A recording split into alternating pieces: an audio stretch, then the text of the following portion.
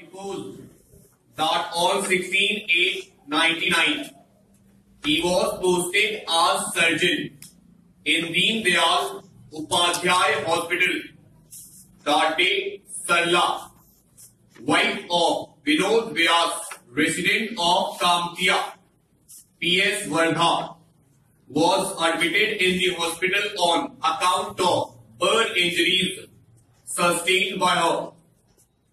She had given her statement, which was recorded in his presence.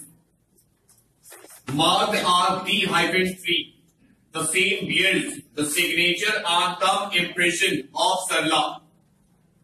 In his cross-examination, he has categorically deposed that during the time her statement was recorded, she was mentally alert and was in a condition to get her statement recorded.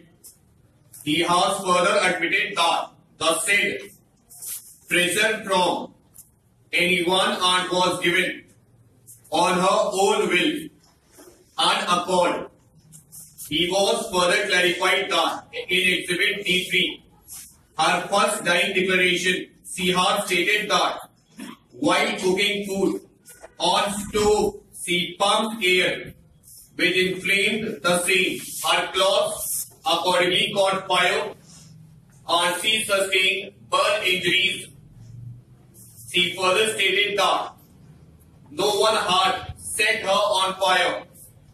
Thus, his cross-examination fully establishes that she had sustained burn injuries on her own while cooking food and has not passing liability on anyone else, much less on the present appellant.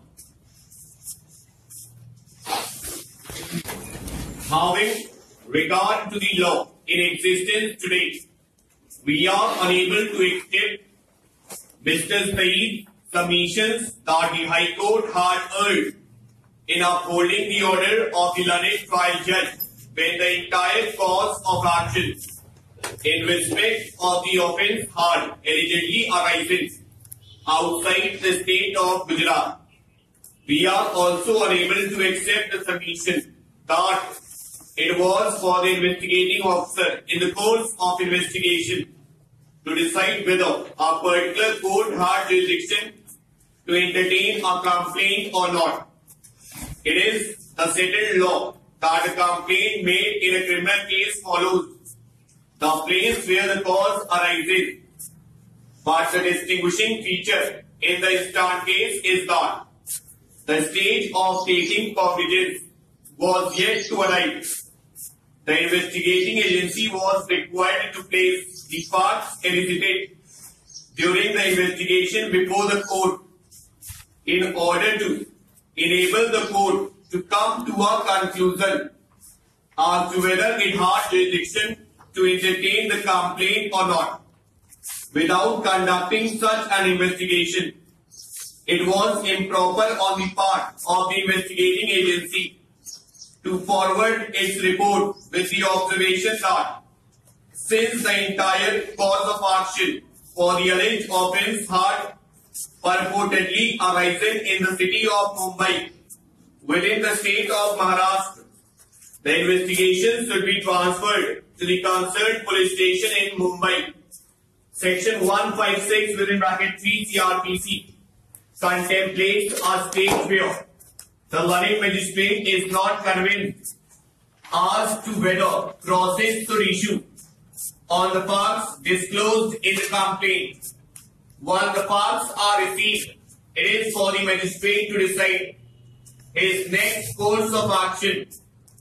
In this case, there are materials to show that the appellant had filed his application for loan with the head office of the bank at Ahmedabad, and that the processing and the sanction of the loan was also done in Ahmedabad, which clearly indicates that the major part of the cause of action for the complaints arose within the jurisdiction of the Chief Metropolitan Magistrate, Ahmedabad.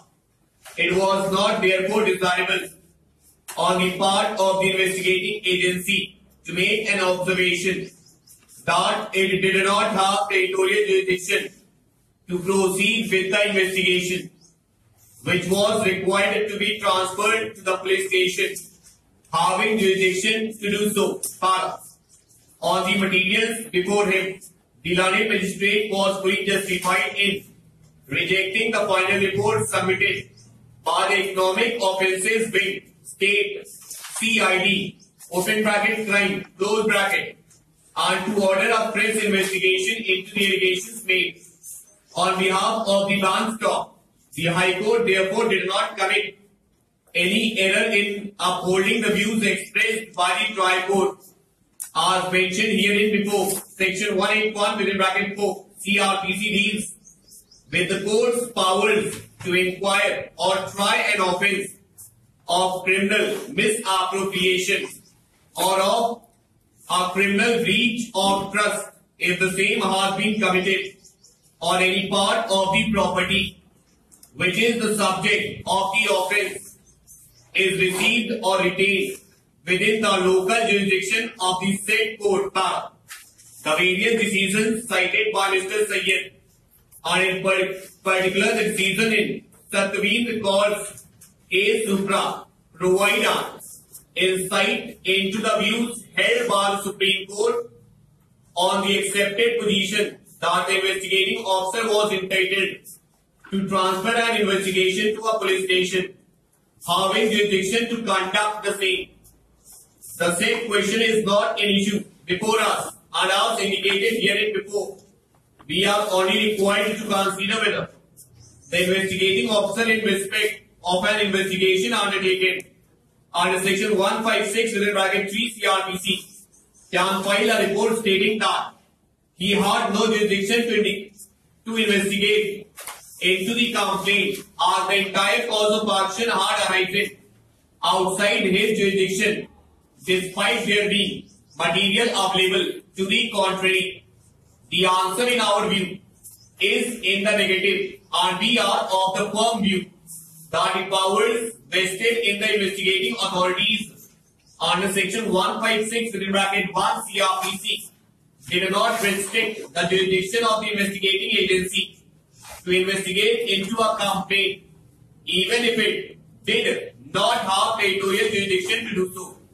Unlike as in other cases, it was for the court to decide whether it had jurisdiction to entertain the complaint as and when the entire facts were placed before it. We therefore are not inclined to entertain the appeal, and the same is accordingly dismissed. Appeal dismissed.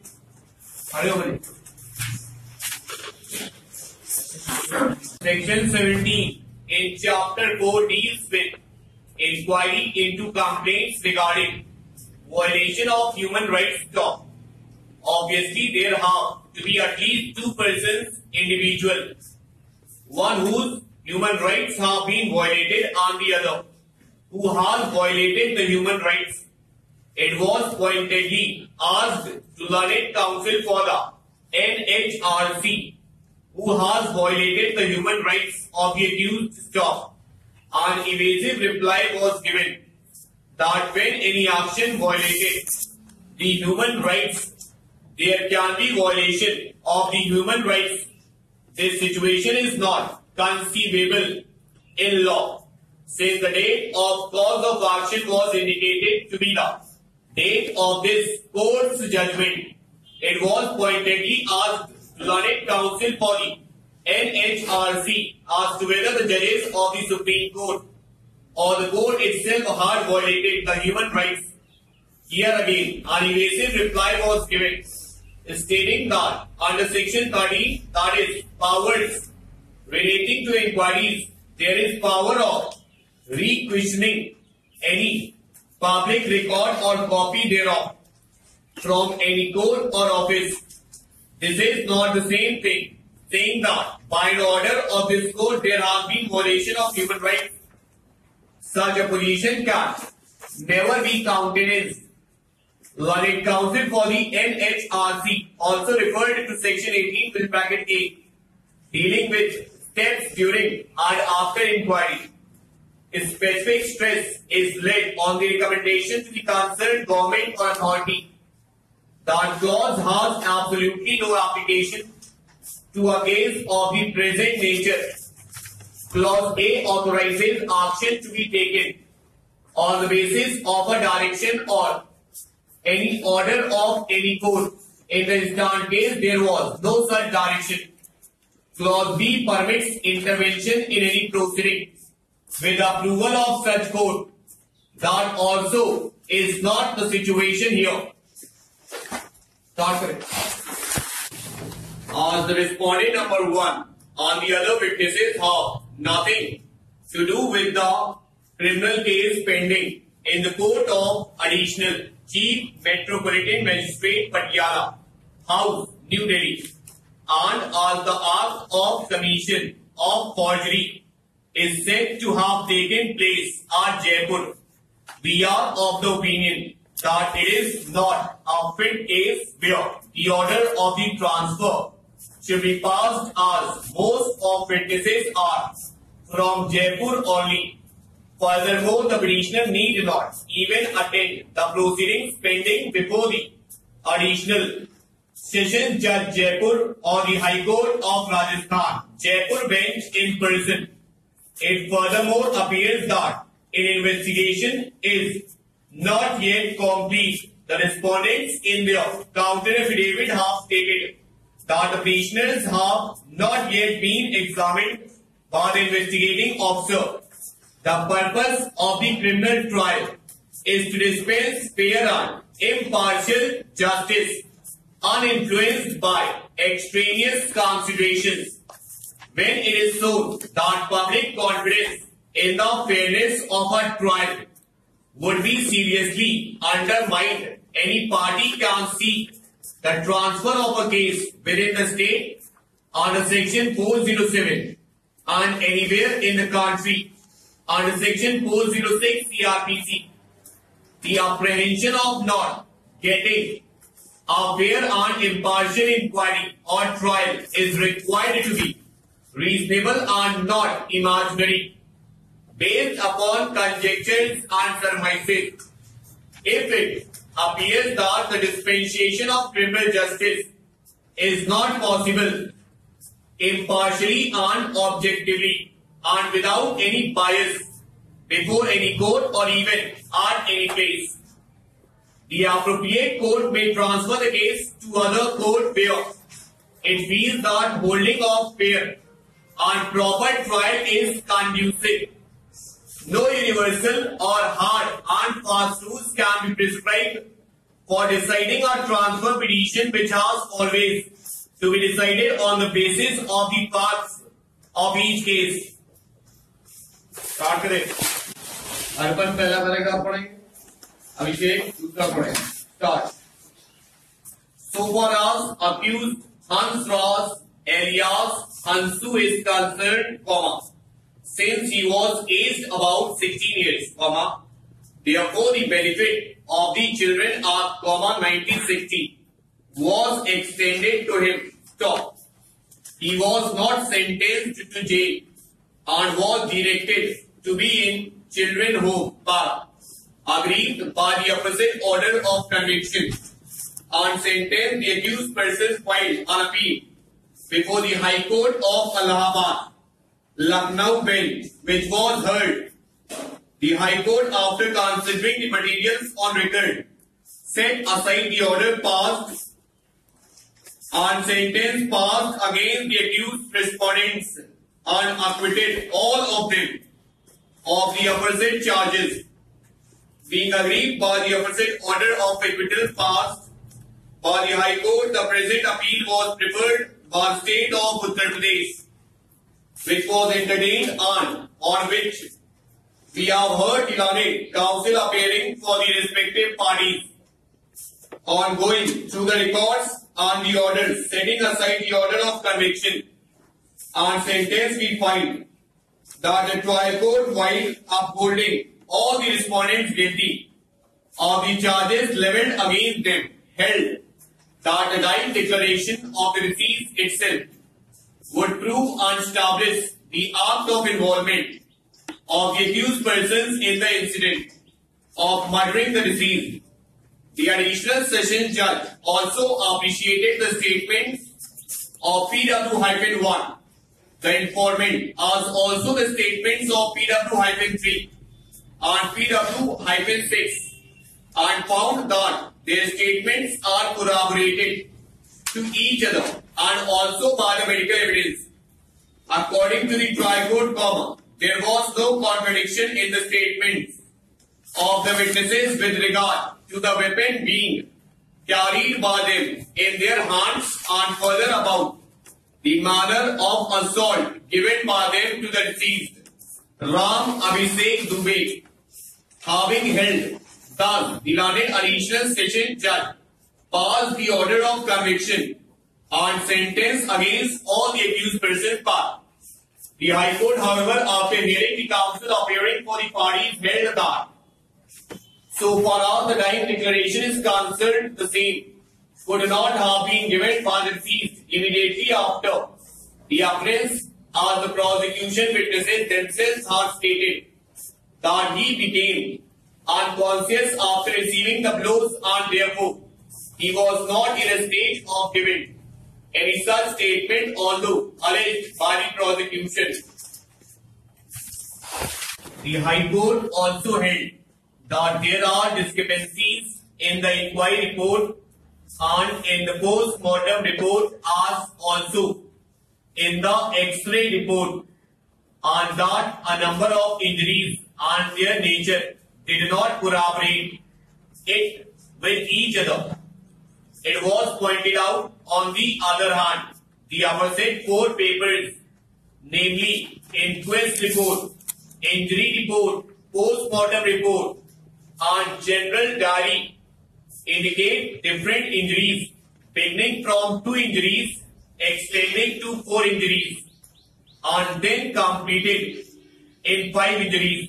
It was also held by the High Court that all the 3 witnesses who are said to be eyewitnesses, namely PW1, PW3, and PW6, are all chance witnesses, and that they do not belong to the place of occurrence, and that they are interested witness in giving favorable evidence for roping in the accused persons, with whom all of them had long-standing enmity. It was also held by the High Court that if all the accused persons had given lathi blows and knife blow, then the number of injuries should have been many more. The High Court also held that if the aforesaid eyewitnesses were present at the place of occurrence, then they would have certainly interfered and intervened in the incident, and would have definitely chased the culprit and would have tried to catch him, and as nothing of that nature is stated, therefore only presumption would be that they were not present at the place of occurrence. Consequently, it was held that the prosecution has failed to prove its case, and consequently all the accused persons were acquitted for. So far as discrepancies between the statements of the eyewitnesses and the medical evidences, as pointed out by the High Court, are concerned, the same appear to be based on misreading of the evidence on record. The incident herein took place at about 5 p.m. on 2/1/1981. It was the month of November, but at 5 p.m. there would be still daylight. It has also come in evidence that the deceased had gone to Gauriganj Bazaar along with PW1, as it was a market day. In a market day, people usually go to the market, and therefore presence of PW1 with deceased on that particular day also appears to be natural. The place of occurrence is near a betel shop where the deceased had gone for taking betel. The place of occurrence is a tri-junction on bar shop of Ram Kishore, where the deceased had gone to take betel, when the accused person allegedly attacked him with a knife.